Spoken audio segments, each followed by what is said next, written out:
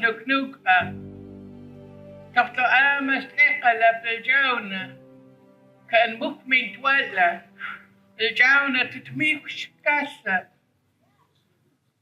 It's a real honor for me, Lorna Williams, to come to spend time with you today. And it warms my heart that you've come to hear these stories, to hear our songs, to hear our laughter, and to remember our people who live on these lands. I said, it's good that we've come together to collect here on these lands, to bring our energies to flow together. It's a very special word in Uqalmiqch, and Mukmi Twala, which means that when we come together, that in the way that we have, and we come together and we let our energies flow in a way that connects each of us to why we've gathered here today. We're gathering on this day for a very special reason. It's called the Truth and Reconciliation Day. It's something that's happened in this country that I didn't think I would ever see or witness or experience. And I brought a book with me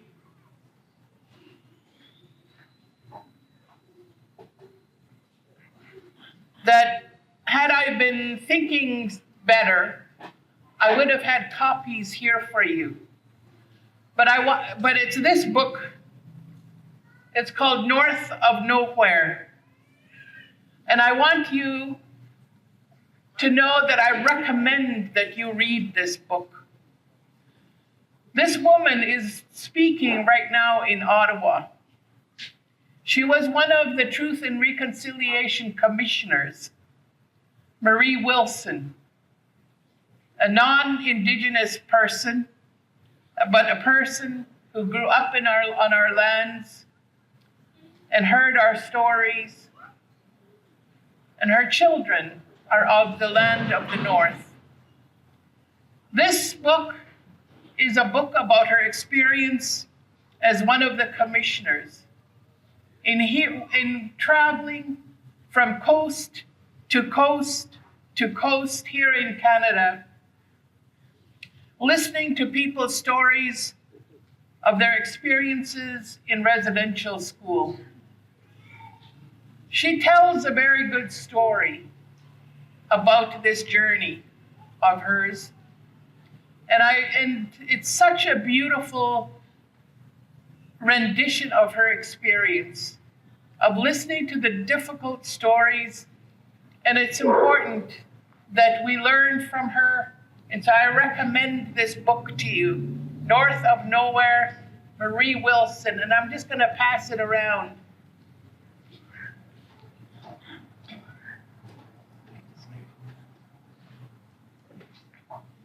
And I don't share this very often. No, I'm going to begin. First, I want to thank my brother for the prayer that he brought to us. And I want to thank him for remembering our sister, our Auntie Georgina. I'll tell you the story about her in a little while. I want to thank the singers, the drummers, who opened us in a good way. Our community has remained strong and resilient through all kinds of harrowing experiences because we've remembered our songs. Growing up, they kept us strong.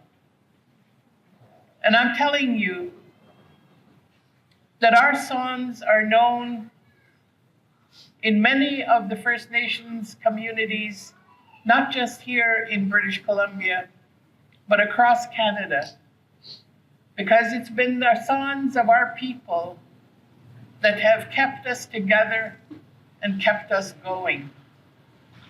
I want you to know that when you hear these songs, know that they're the strength of our people. It means a lot to me that many of the people from my home community are here, and people from Qaqawam, farther below. And so people here from Darcy, from Seton, and there are many I know here I went to school with.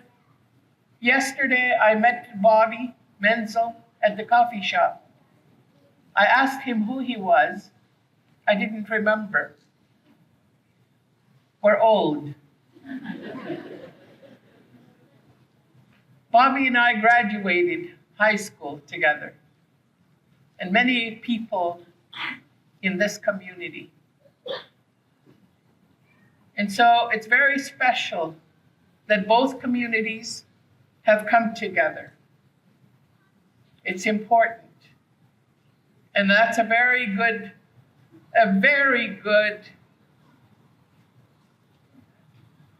example and model of reconciliation, that we've come together to listen to the songs of these lands and to introduce ourselves to each other.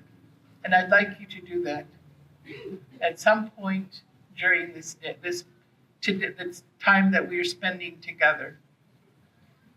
So I'm going to begin, and I'm just going to tell you some stories, mainly about the things that I know, because that's how we learn, that's how we teach, that's how we share. And I want to tell you about our experience, not just with residential schooling, but with day schools and our own school. As it's been that story that I think really tells you the story of the Indigenous peoples of these lands.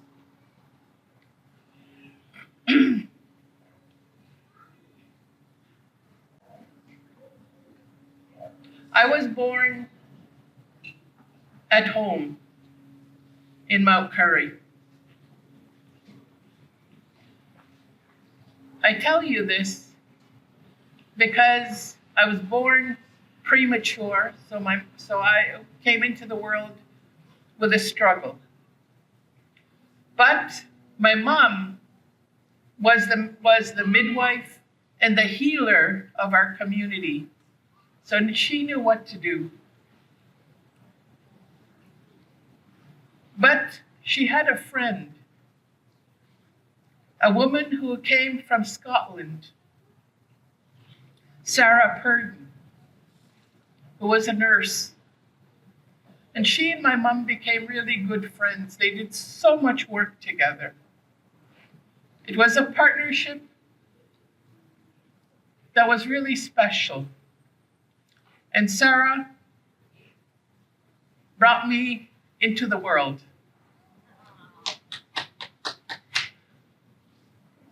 And she named me. She gave me my name. I hated that name because nobody else had that name. But I grew to accept it, to respect it. I came into this world and entered the world of the Lil'wat. I spoke no other language as a young child. But when it was time for me to go to school, my brothers, Billy, who's no longer here, Larry, who's my brother, Lloyd, who's here, were walking me to school for my grade 1. And they told me I had to learn English, this language. And so the first 3 English words I learned that they taught me, my brother said, when the teacher looks at you like this, he said, you say yes. And he said, when she looks at you like this and her eyes go like this, you say no. And then he said, if you don't know, you say maybe. So those were my first 3 English words. But we had a very large class, 45 kids, and our teacher was quite amazing. She taught, so our class was grade 1, 2, and 3. And she was a very good teacher. And we learned, and I learned, and it was exciting for me. But in grade 2, my mom and dad dressed me up and brought me and my sister Veronica, who's sitting here, to the train station. The train came. I thought we were all going. The train came, and only she and I in our family were put on the train. We were being sent to Williams Lake, to St. Joseph's Mission Residential School. And if some of you watch documentaries and films, there was one recently on the Knowledge Network called Sugarcane. And that's a story about the school that we went to. That was quite a harrowing experience for me to have the train pull out and see my mom and dad at the station and not know what was happening to me. Many of our people were sent there, but there were many more sent to other places. Our other sister was sent to Mission.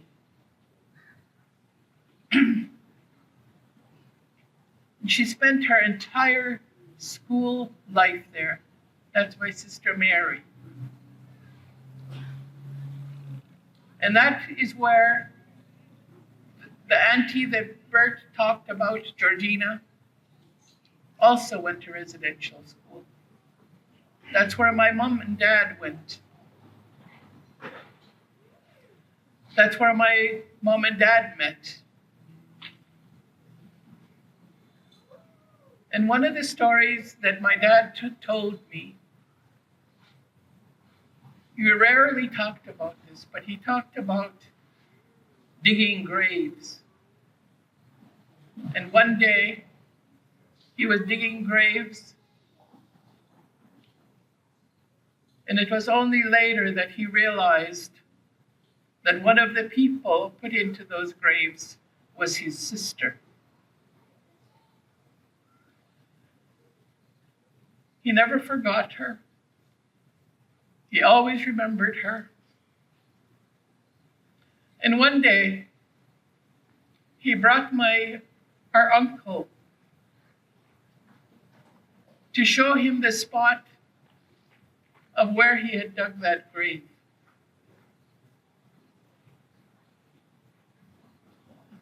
But when they got there, it was now paved over, and it was a skate park.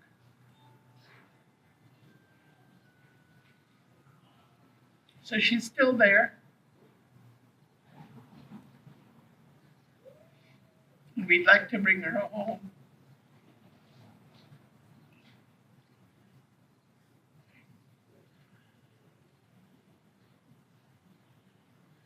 My other sisters were sent to Kamloops. And all of you, I'm sure, on the news have heard of Kamloops, the residential school, where they did finally acknowledge that they were the unmarked graves of our children.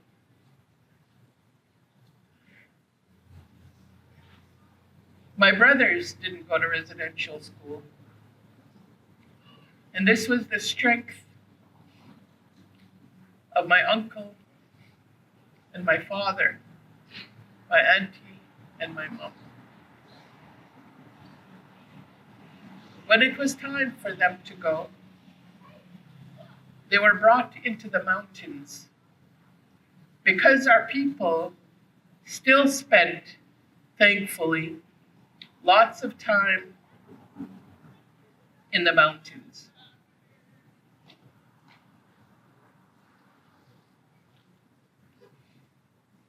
And so there are many people in our community who didn't go because of that. But there were many, many more who did. I want you to imagine a community, this community. I want you to imagine our community, where children are the strength of a community, where a community revolves around the laughter, the struggles, and the beauty of children. I want you to imagine children playing, screaming, laughing, and exploring the land. I want you to imagine children being told stories. I want you to imagine children being encouraged to help, to clean, to feed the community. Because that was our natural life. And then, I want you to imagine the morning sun coming up and to not hear any sounds of children. Because all the children were gone, not just to residential school, but I told you some hidden in the mountains, and others in hospitals. Because at that time, we could not go to a hospital or health care that was for white people. We had separate hospitals.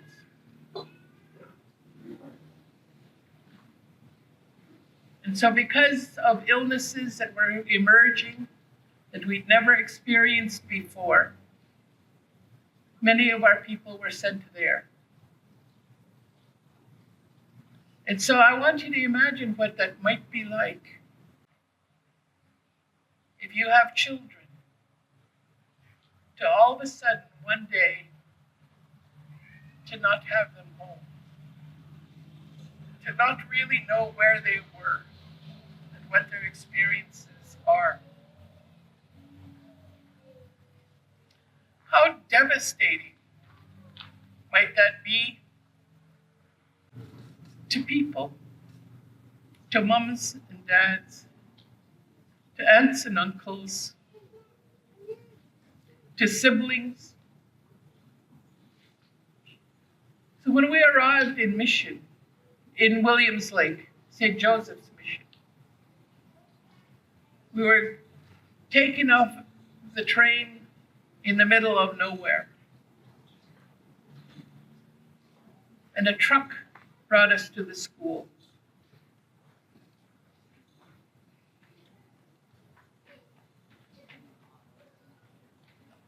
The time there for me was just scary because I didn't know what was happening. One of the first things they did was they had us remove all our clothes and they cut my hair. My family took pride in my long hair. I had hair that almost reached the ground. And my mom used to lovingly braid my hair. And when I got to the school, they cut it off. And nobody talks about this. But we cut our hair only in a time of mourning, when someone close to us passes. And so this act of cutting my hair devastated me. You know, because I was far away from home, I didn't know what had happened to my mom and dad. And now they were cutting my hair.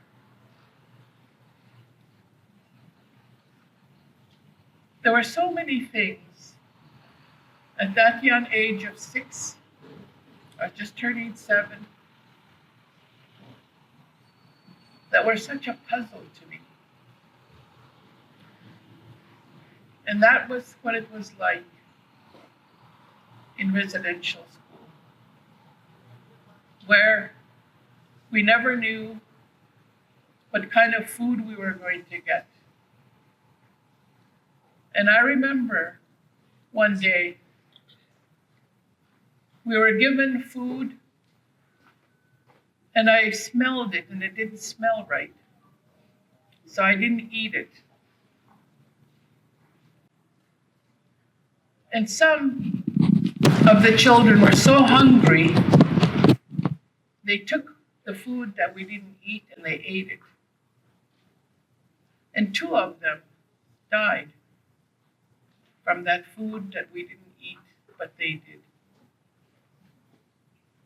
But we were punished for not eating that food. And I remember being dragged to the middle of the floor,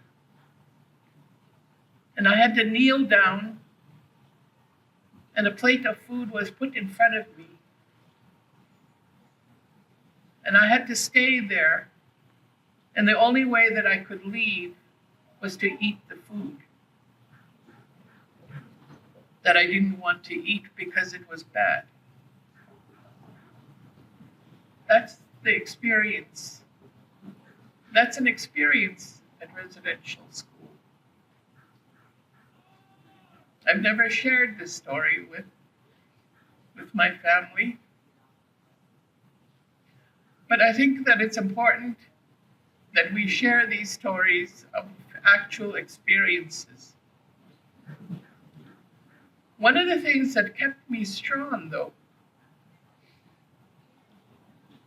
as this little child, trying to figure out life, that there were people in my community who were older. And sometimes after our showers, we'd gather, and somebody from my community, I remember Annette and Vera, were 2 of them, used to take me, and they couldn't really do much, but they could brush my hair. And the way that they brushed my hair and they spoke to me kept me strong. They showed me love and caring that was a natural thing amongst our people. And that's what kept me going.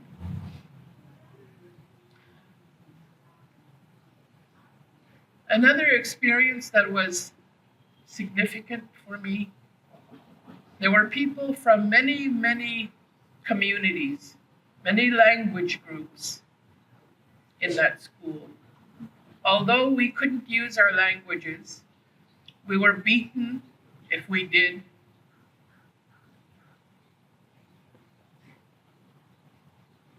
It was very difficult to communicate because our teachers and the priests were mostly French Canadian.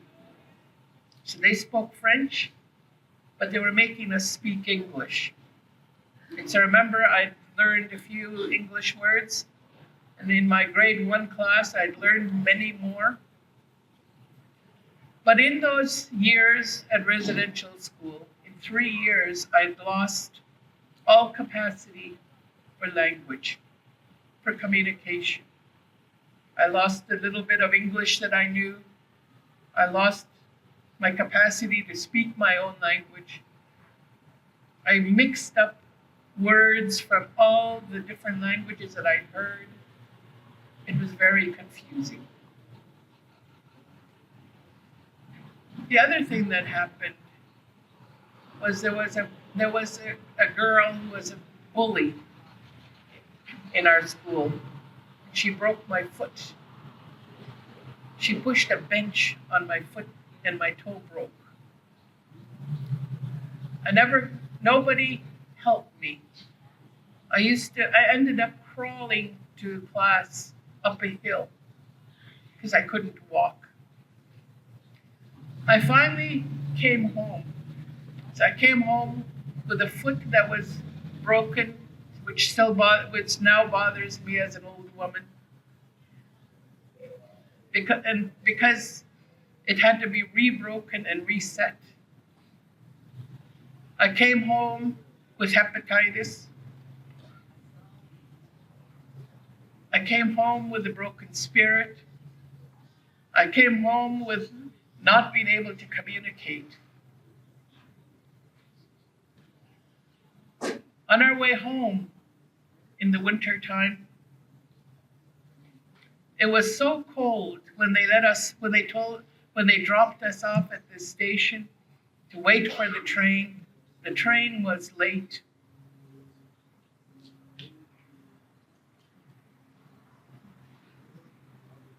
And there was another little girl, the same age as me. She might have been a little bit younger.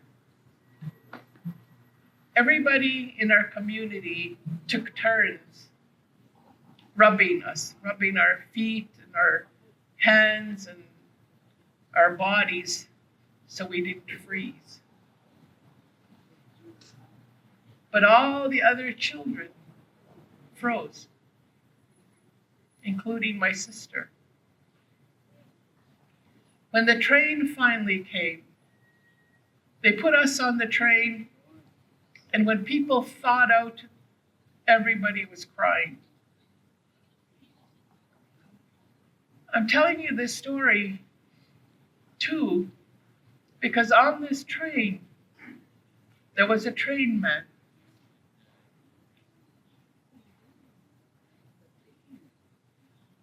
Who realized what was happening to our people. And on this train was a nurse. And the train man and the nurse assessed all the children. And the train stopped, and every time the train stopped where there was a hospital, they decided which children were going to be put off and put into the hospital. Because people's ears were frozen, their limbs, bodies, because we weren't dressed properly. And so all the way from Williams Lake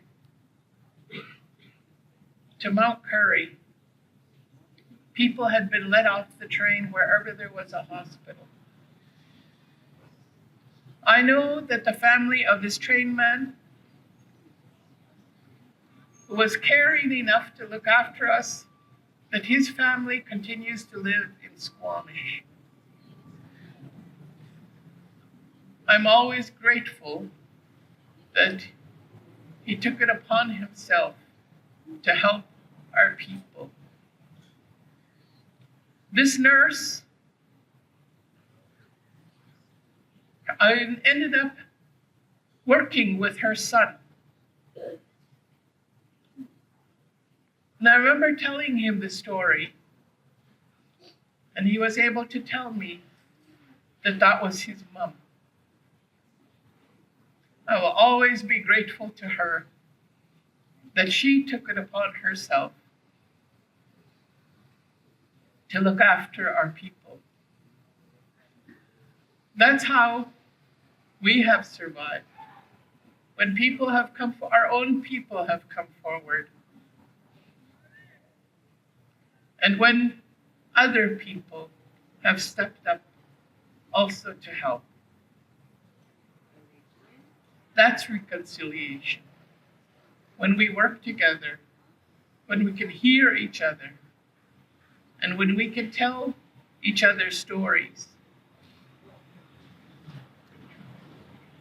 My community has always had a strength.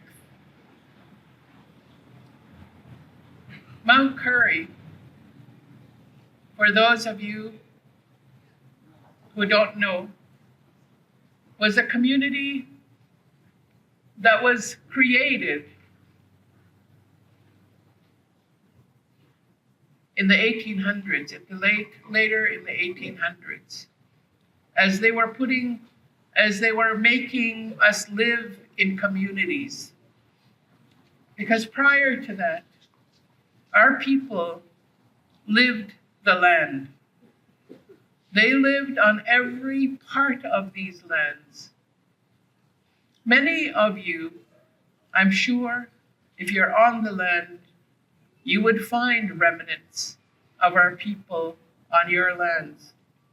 Now, yours. And so Mount Currie, the old village of log houses, was the first time that we lived in a stationary community. And so that was a new experience for our people. And many of the stories that were told by my parents and my aunt and uncle, the old people in those in the village, they talked about the people coming into our valley to live. They also told stories, and some of those stories are in our songs and dances. Are stories of people who came. And so it's important for us to remember through those stories, through those songs, that of how these communities evolved and developed. And it's important that we share these stories. We haven't been able to. And it's important for people to remember. And I encourage you to create more opportunities to do this sharing. I want to thank Natalie, who organized this session. It's a very special one. It's the first time that we've been able to do that, to have this experience. It's special that it takes place in a barn. And I want you to hear the stories and to know the stories of how the people, the Lil'wat people, the Qaqawam people, have kept on going. There are many laws. There are many laws that sought to eradicate our languages, that were committed to eradicating our sense of history, our sense of connection to our lands. But our people have maintained those relationships. And I want to thank my communities, my Lil'wat, Qaqawam communities for doing that. And I want to encourage you to share and to tell those stories. It's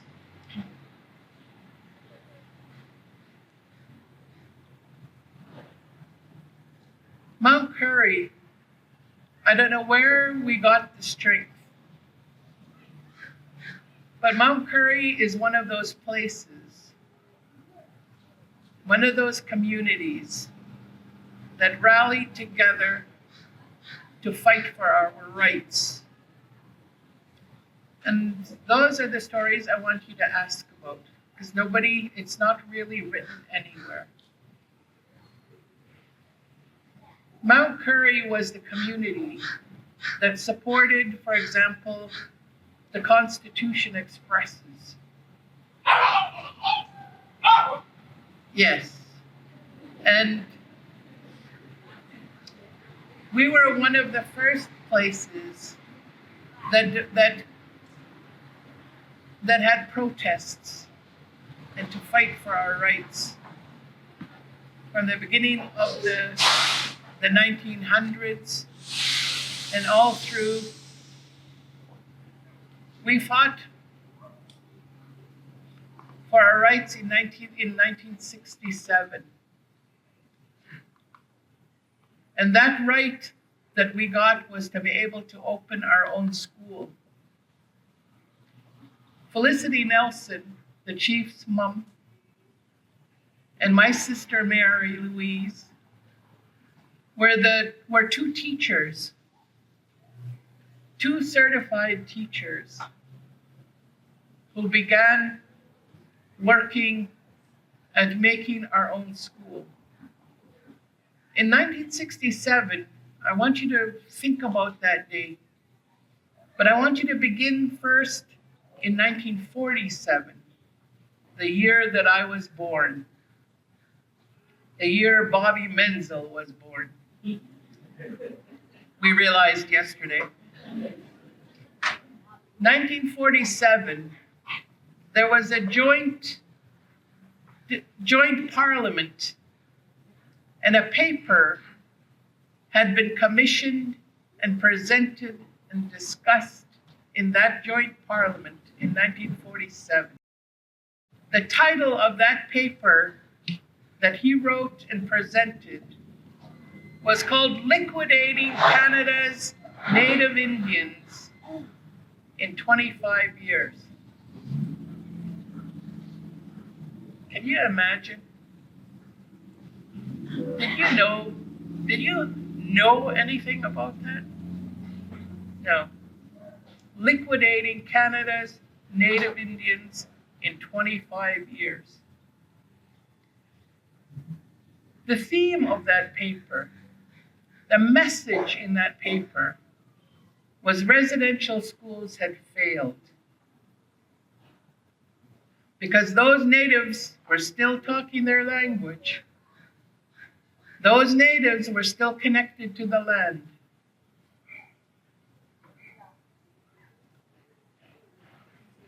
They weren't speaking English here.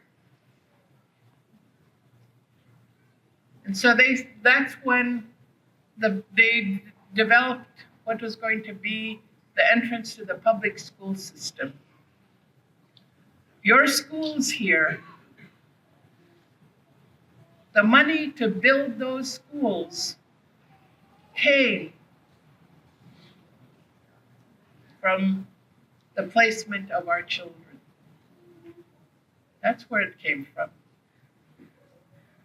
You had small schools. A gymnasium was built in a school, classrooms, because the children from Mount Currie were going to be brought over. It took until 1960 for that to take place, for that to happen. That was when we first began to be able to attend a public school. But we were fighting for our rights. There was a man from the interior of British Columbia, George Manuel, who led the way. And because Trudeau's father, wanted to do away with the Indian Act. And he was going to make us Canadians. And so he was going to take away everything, our right to our community. And that was rattling for us, because although we didn't like the Indian Act, we still don't, but it was the only thing that kept the little bits of land that we had left in our name. It was the only thing.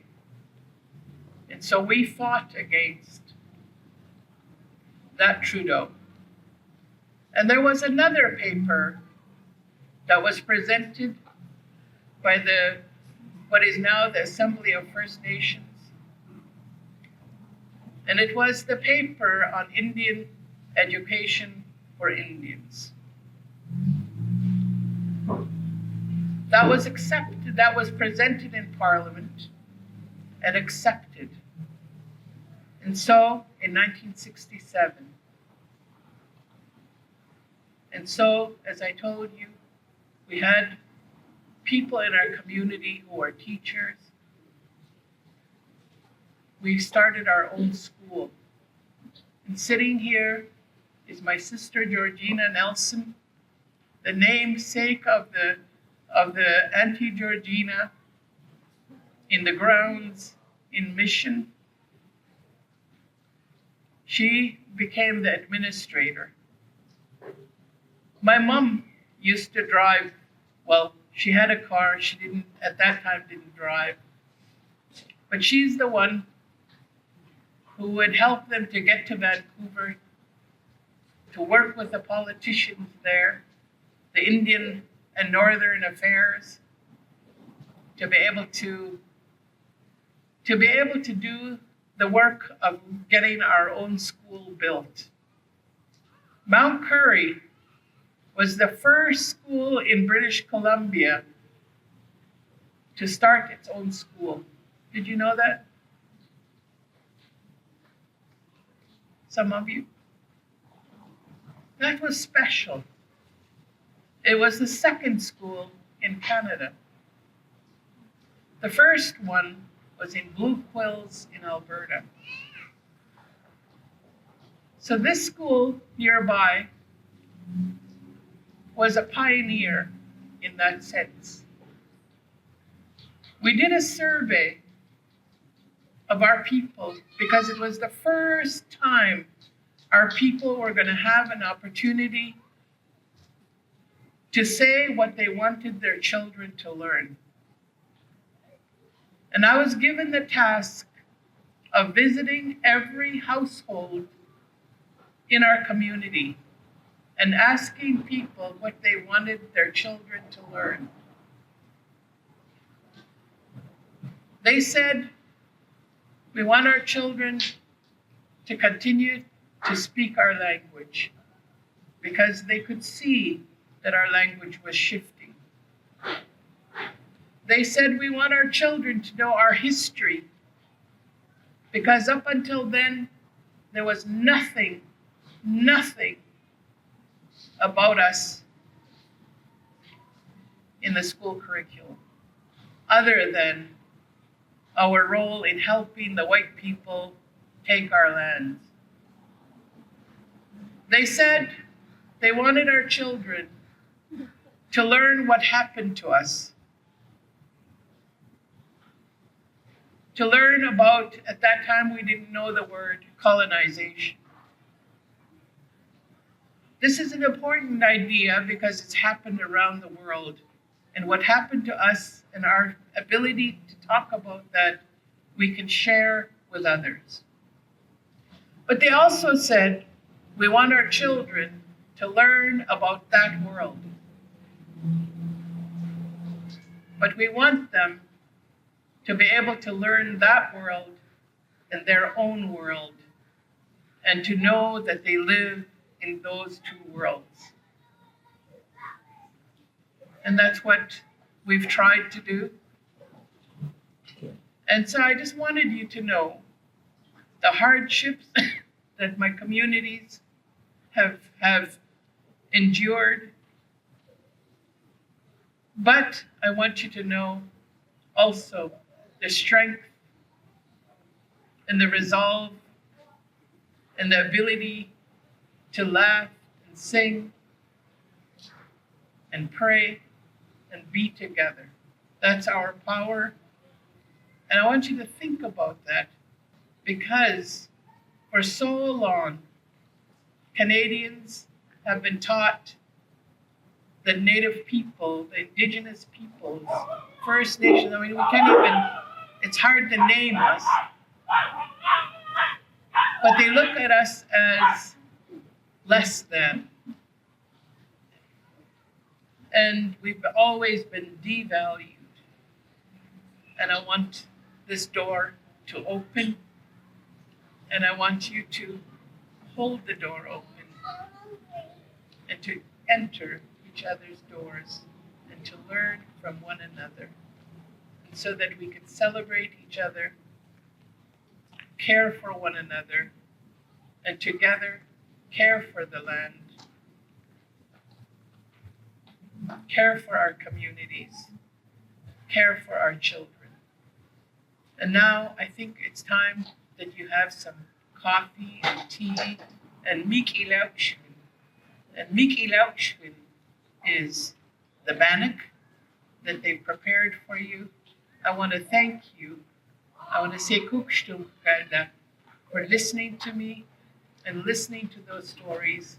And I want to encourage you to seek for more and to say a hello to one another, the people from these communities and the communities of the Lil'wat and the Qaqawam. Kukstum Kada.